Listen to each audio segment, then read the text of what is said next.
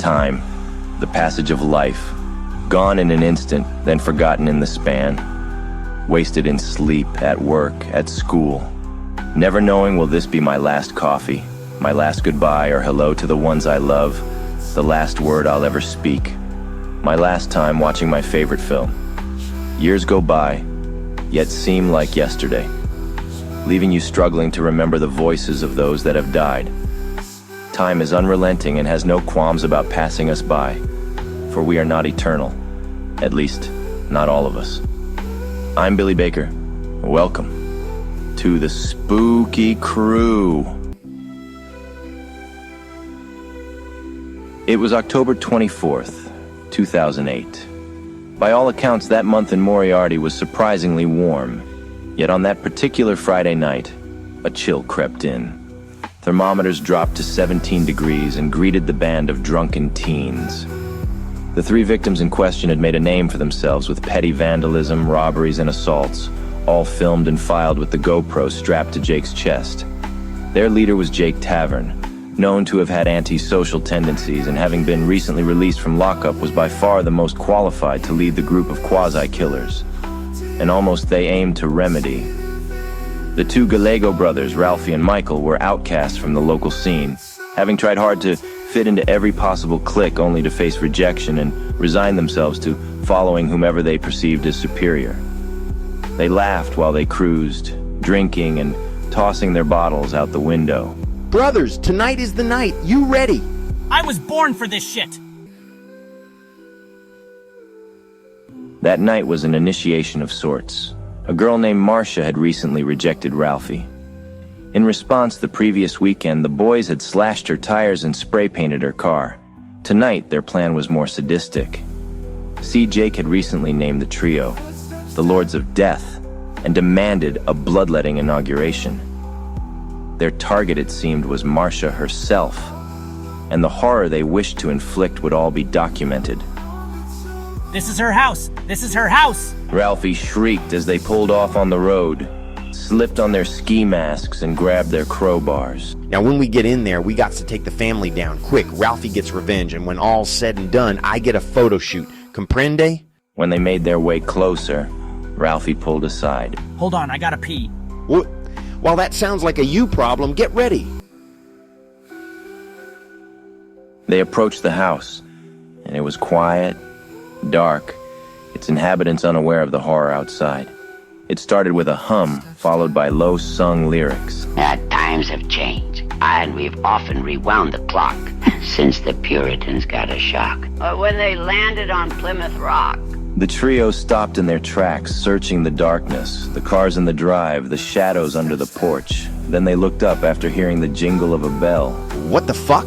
Two legs dangled over the edge of the rooftop, wearing large clown shoes and striped socks, swaying in time with the humming.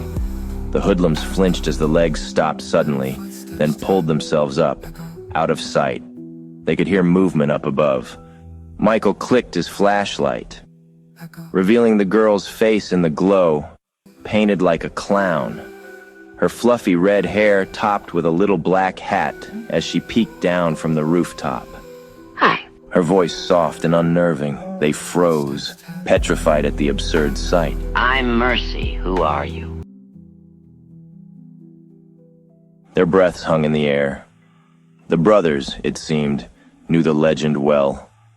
Mercy Francis, the clown, the orphan who suffered on stage for the amusement of others, who was falsely accused and murdered for the crimes of another, who was said to wander on cold October nights, searching for the men who hurt her. Touchstone the clown. Her eyes opened wide, a high-pitched laugh emanated out. She shot up like a rocket, effortlessly rolling off the roof and landing deftly like a cat before them, only to hop up with a smile and curtsy under the dim porch light. You've heard of me. Are you a fan? Jake looked to the brothers. Ralphie was at that moment peeing his pants. Her eyes found the crowbar in his grip. Mother Superior always told me, do unto others as they would do unto you. Have you heard this saying? Her head tilted on its axis as another giggle escaped. Please don't. I'm sorry. Ralphie whispered.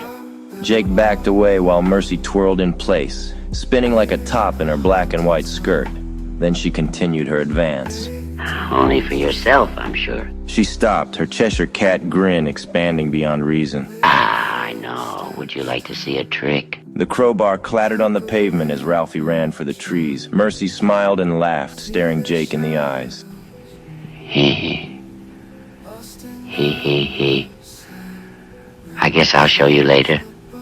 Wait for me. I would be tormentor. With that, she cartwheeled between the two, following Ralphie to disappear out of sight. Fucking run. Jake ordered as he and Michael jumped in the car, starting it up with a grunt and aimlessly barreling down the road ahead. Wait, we can't. We have to go back for my brother. Michael wailed to no avail. Eventually, they made it to Jake's home. His frozen fingers fumbled for the keys. Bursting inside the dark house, he called out, Mom, you home? Her car was gone. The house was empty. Michael crashed on the couch, sobbing. Jake, having procured a bottle of scotch from his mom's room, returned, then went about downing half of it in one go before slapping Michael across the face, leaving him silent and holding his stinging cheek. That couldn't have been her. Mercy Francis isn't real. Touchstone the Clown is a story. Give me a freaking break. That was some tweaker lunatic schizo hobo. And if I see her again, I swear, dude, I'ma load my shotty and wax on wax off her face like Mr. Miyagi. His braggadocio ramblings were cut short by the jingle of a bell. Michael stood slowly, approaching the curtains, pulling them gently, then looking out the window under the streetlight. Ralphie was there, sitting, slumped over, bathed in the orange hue. With a sudden burst of energy, he flew onto his feet, his arms dangling, his legs moving in opposite directions, uncoordinated as his blood-soaked body danced like a puppet on a string. Ralphie. Michael howled, running towards the door, then stopping in his tracks when Jake moved to block him. The macabre show continued. The details became more clear. Fishhooks pierced his hands. His face was a cratered hole. Then his left arm pulled tight, yanked up, held to his body by stretched sinews of gore until it was ripped free. Then Touchstone spoke, hidden somewhere out of sight. Ah, I broke my toy. Hehehe. Michael stumbled back, hyperventilating, his foot landing on the vent grate. That's when they heard it, the echo ringing out. Mercy Francis, go on stage. Mercy Francis, take a fall. Mercy Francis, go away. Michael looked down to see the clown's face, pressed up against the heating duct in the impossibly tight space, her smile and cheeks pushing into the frame. Ah, Touchstone the Clown. Come on, come all. The grate burst with a demonic roar as Mercy's hand reached out, grabbing Michael's leg and pulling him down. His bones cracked, he bled, his pants ripping while he reached out. Jake froze in place, watching his minion twist and contort, leg breaking to press against his chest as his ribs caved. His body swayed and he stopped screaming. With only his head and right arm left topside, the thrashing ceased. A bell jingled. The lights flickered, then burst. He stood in the darkness, his eyes scanning the vast abyss, and then he saw her. She stood frozen in the corner of the room, a smile barely visible on her darkened veil. He readied to move, and just as he did, her body twitched, her arms reached up. With a clap, a spotlight shined in the living room, and there she was, bathed in blood. The center of attention, lovingly holding Michael's dismembered head in her palm, staring into his dead eyes while waxing poetic. Tomorrow, and tomorrow, and tomorrow creeps in this pretty pace from day to day, to the last syllable of recorded time, and all our yesterdays have lighted fools, the way to dusty death. Out, out, brief candle. Life's but a walking shadow, a poor player that struts and frets his hour upon the stage, and then is heard no more. It is a tale told by an idiot, full of sound and fury, signifying nothing. She took a bow before bending back, her body contorting unnaturally while reaching out, bellowing a cackle, then snapping back to standing. No applause. You don't like Shakespeare. Sorry, I dropped out. She swayed slow, miming pulling a rope, walking a dog only to be dragged by it, then fall and spring back to her feet to begin dancing awkwardly ever closer, smiling playfully at her frozen prey.